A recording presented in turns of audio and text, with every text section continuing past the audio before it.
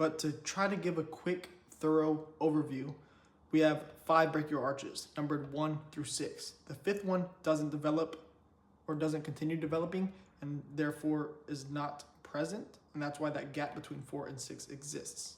Each brachial arch is associated with a cranial nerve, one being cranial nerve V3, the mandibular division of the trigeminal nerve, which is the only division of the trigeminal nerve that has motor innervation. Brachial arch 2 being associated with cranial nerve 7, or the facial nerve.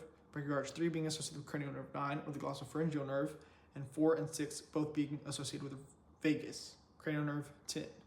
Now, cranial nerve V3 is responsible for innervating the muscles of mastication, in which there are 4 main muscles and 4 accessory muscles. The 4 main muscles of mastication include the masseter, the medial pterygoid, the lateral pterygoid, and the temporalis muscles.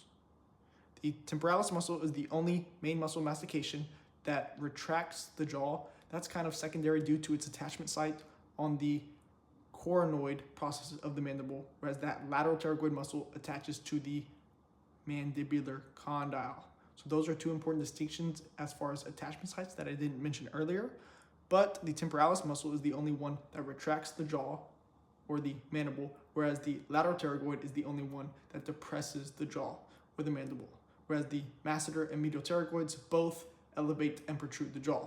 The temporalis muscle also elevates the jaw, and the lateral pterygoid also protrudes the jaw.